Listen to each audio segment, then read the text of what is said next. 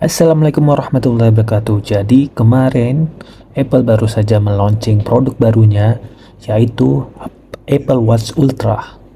Tapi tetap saja produk tersebut masih saja tidak seperti ekspektasi untuk sebuah jam. Karena bisa kalian lihat bahwasanya baterai yang ditawarkan Apple cuma hanya 60 jam. Kalau saya bilang ini bukan jam sih, lebih ke alat yang dapat memantau berbagai aktivitas, terutama kesehatan kita. Untuk sebagai jam, menurut saya sih belum. Tapi kemarin saya searching di internet dan menemukan jam tangan pintar yang baterainya itu bisa awet hingga 2 tahun. Jadi, sedikit cerita, sebelum saya mengambil jam tangan ini, jam tangan saya sebelumnya adalah Amazfit Hit yang generasi awal-awal. Jadi, jam tangan itu sudah saya pakai mungkin lebih dari 3 tahun ya. Tapi kemarin jamnya sudah rusak. Jadi, saya memutuskan untuk mencari penggantinya. Satu kriteria yang penting menurut saya agar dikatakan ini sebuah jam walaupun ada fitur smart mode, yaitu adalah penggunaan baterai yang awet. Kalau di Amazfit yang saya pakai sebelumnya, baterainya itu bisa tahan hingga 1 bulan. Kemudian fitur selanjutnya yang sangat penting untuk sebuah jam adalah fitur always on display. Jadi entah kenapa sekarang produsen smartwatch itu sudah jarang ya menggunakan fitur always on display, termasuk generasi baru Amazfit. Ya mungkin mengikuti tren yang dipakai Apple ya, menggunakan ya layar AMOLED lah atau apalah, tapi ya itu fitur yang gak berguna banget. Nah kemudian saya searching ketemulah salah satu produsen smartwatch, yaitu Garmin, yang benar-benar masih konsisten dengan tipe layar always on display-nya.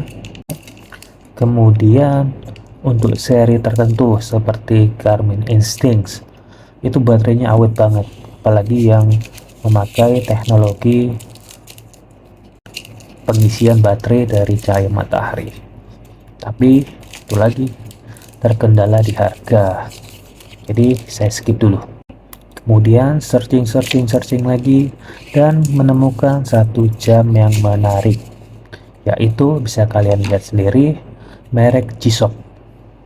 Jadi G-Shock ini merupakan satu jam tangguh yang sudah legendaris. Tapi memang di era teknologi internet ini, jam tangan G-Shock ini seperti nggak kelihatan ya, karena banyaknya smartwatch yang datang mulai dari harga yang paling murah sampai harga yang paling mahal. Sementara G-Shock itu kelihatannya gitu-gitu aja. Tapi ternyata mereka meluncurkan juga lini smartwatch mereka yang diberi nama G-Squad. Jadi kalau yang saya lihat, produk G-Squad ini berfokus pada penggunaan baterai yang lama yang masih jarang digarap oleh produsen smartwatch lainnya. Ya walaupun fiturnya itu tidak selengkap oleh produsen smartwatch lainnya, tapi fitur yang paling penting yaitu penghitung langkah jam ini punya.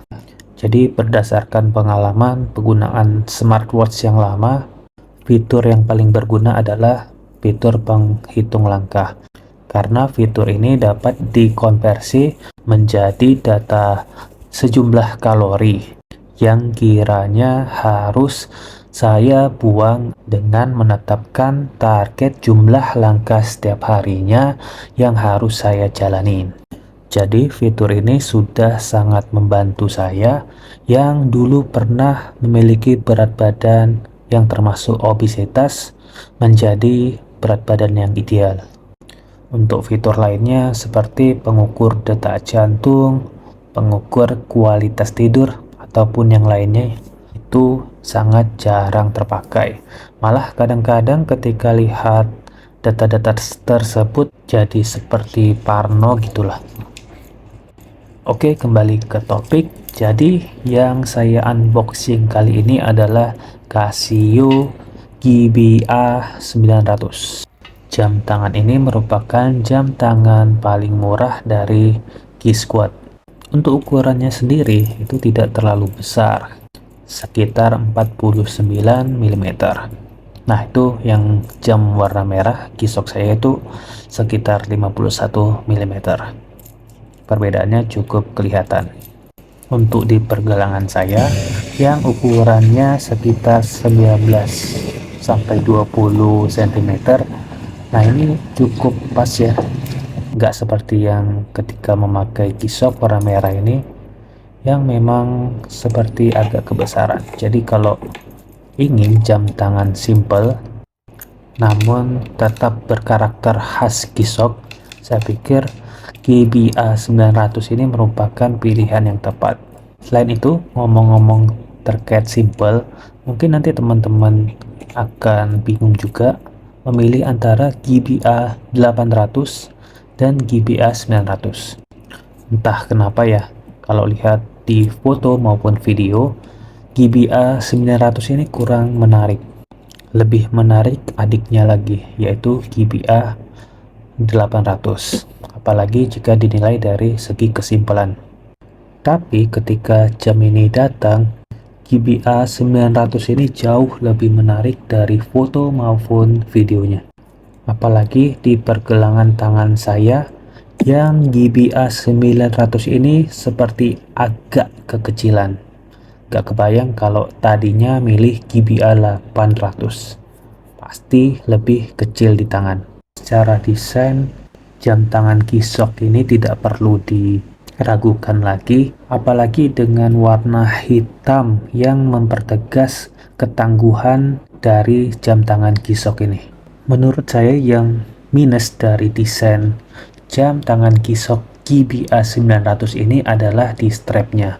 Entah kenapa saat dipakai tidak senyaman yang G-Shock Iron Man ini. Terlebih lagi di G-Shock Iron Man ini terdapat emblem tulisan G-Shock. Selanjutnya kita akan coba konekkan G-Shock GBA 900 ini ke aplikasi. Karena HP kita dipakai untuk ngerekam, jadi kita gunakan iPad aja ya. Terus kita buka App Store dan cari G-Shock Move. Kemudian setelah terdownload, kita buka aplikasinya. Kemudian kita akan diarahkan untuk membuat akun G-Shock Move terlebih dahulu. Kemudian pilih seri G-Shock yang kita milikin, dan kemudian konekkan Bluetooth dengan cara menekan dua tombol seperti yang tertera di petunjuk. Nah, ketika sudah terhubung, maka jam akan berbunyi seperti itu. Kemudian ini disuruh memasukkan tanggal lahir, jenis kelamin, tinggi badan, dan berat badan. Oke, ini sudah di halaman home screen aplikasinya. Mungkin kalau teman-teman pernah menggunakan jam tangan dari Xiaomi, saya pikir tampilannya tidak sebagus jam tangan Xiaomi ataupun Amazfit. Tapi ya sebenarnya sudah cukup lah, apalagi fungsi yang kita gunakan hanya untuk menghitung jumlah langkah dan jumlah kalori yang terbuang. Di aplikasi ini kita juga dapat mengakses berbagai settingan yang diperlukan. Seperti yang kita ketahui, kalau kita menggunakan jam-jam analog seperti G-Shock ini, pastinya sangat ribet jika men-settingnya langsung dari jam. Untungnya ada aplikasi yang sangat memudahkan kita untuk men-setting jam melalui aplikasi ini. Pokoknya cukup banyak settingan yang dapat dimanfaatkan selayaknya fitur-fitur smartwatch untuk entry level. Oke, selanjutnya kita akan mencoba menggunakan jam ini di luar dan kita akan mencoba berbagai fitur yang ditawarkan. Oke, mungkin sedikit saya ceritakan pengalaman saya menggunakan Garmin GBA 900 ini ketika dipakai di luar ruangan. Jadi secara umum Garmin GBA 900 ini dapat menghitung langkah dengan baik. Namun kekurangannya menurut saya adalah dalam menampilkan fitur digitalnya. Jadi terdapat satu tombol yang berfungsi untuk merubah tampilan digitalnya, yaitu tombol yang terdapat tulisan display.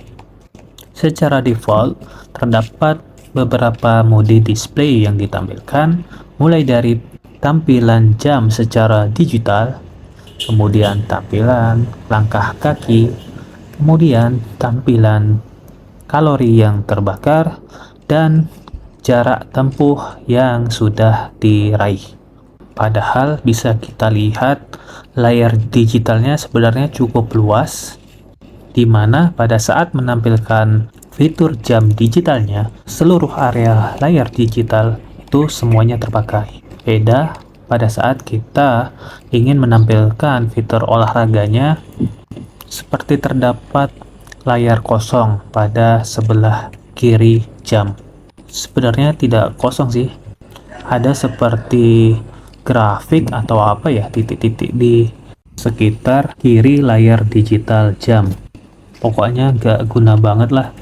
Padahal kalau saja bisa dimaksimalkan, misalnya menggabungkan fungsi jam digital dengan step langkah, atau step langkah dengan jumlah kilometer yang sudah diraih, mungkin itu akan sangat berguna sekali.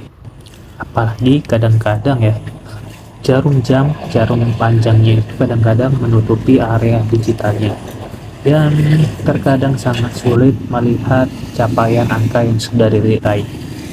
Atau jangan-jangan fitur jam digitalnya ini bisa dikustomisasi. Silakan kalau teman-teman tahu, silakan komen di bawah ya.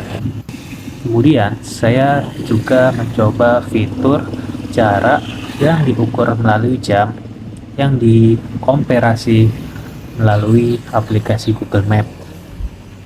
Ternyata jarak yang ditampilkan di jam itu cukup akurat.